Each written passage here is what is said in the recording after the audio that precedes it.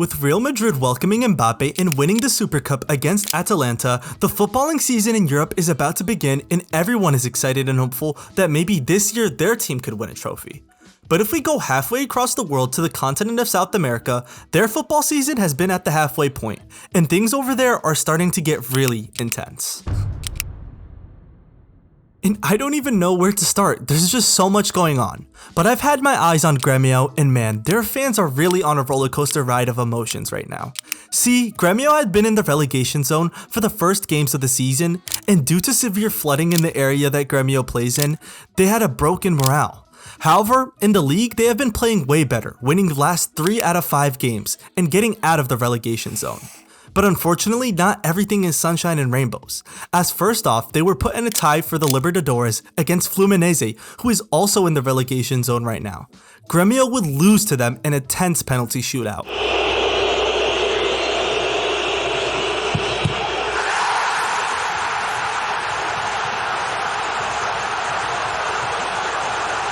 But the pain doesn't end there, as in the Brazilian Cup, they would go against Corinthians, which is a historically massive side, and lose to them. But the thing is, Corinthians is also in the relegation zone too. I don't know what beef these relegation teams have with Grêmio, but I assume they will be safe from the drop themselves, because they only have the league to focus on. And since we are talking about Fluminese, this team is super confusing. I mean, they literally won the Libertadores last season and are in the quarterfinals right now, while also being in a relegation race, which is a real threat now at this point of the season. And Corinthians should also be worrying about relegation too. However, in other competitions other than the league, they are doing really good, as they knocked out fellow Brazilian side Red Bull Bragantino in the Sudamericana, which is their version of the Europa League, in another intense penalty shootout.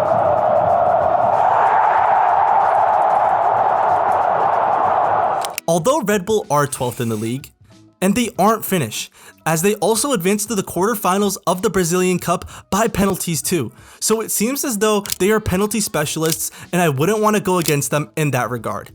There is no way that Corinthians makes it this far in other competitions and gets relegated, right? Right?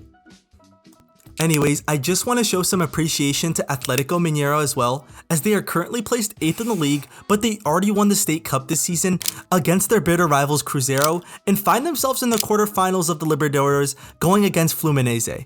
And I think that Mineiro will also win this tie and go to the semifinals. But in the Brazilian Cup, they are matched up with Sao Paulo, and I think they'll actually lose to Sao Paulo.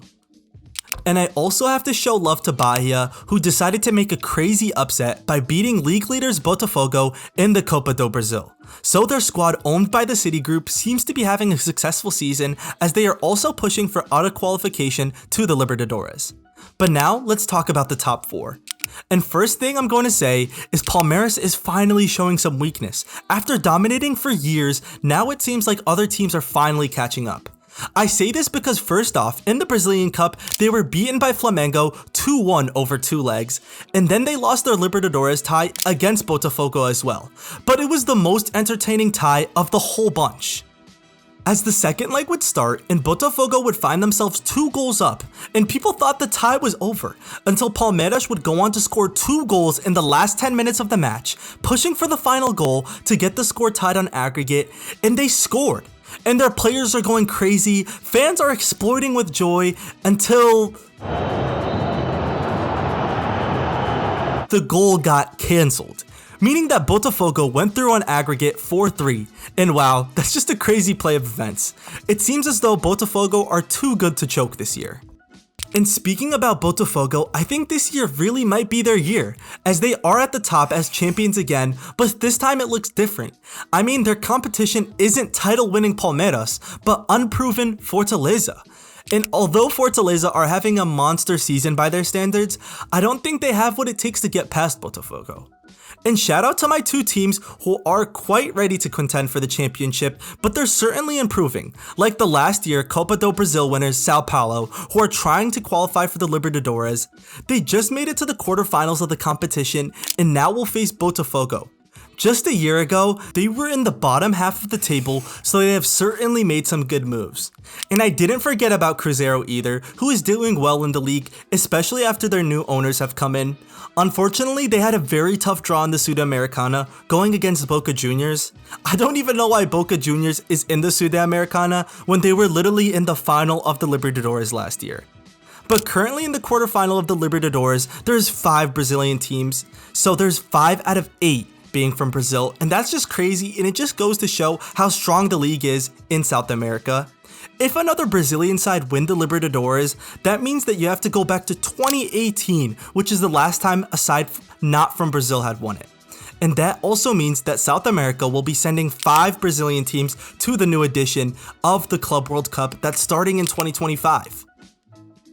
And also, just a little side note, into the second division, it looks like Santos will be coming right back up from their relegation. They were relegated for the first time in history, so it was a really big deal. But I'm glad they're getting back because they are so important to the history of the first division. Anyways, that's all I wanted to say. There's just so much intensity going on in the Brazilian league right now with the Brazil Cup and the Libertadores going on, and it looks like anybody could still win anything. But I would like to hear your thoughts on who you think the champion of each competition will be below, and don't forget to like and subscribe for more content like this.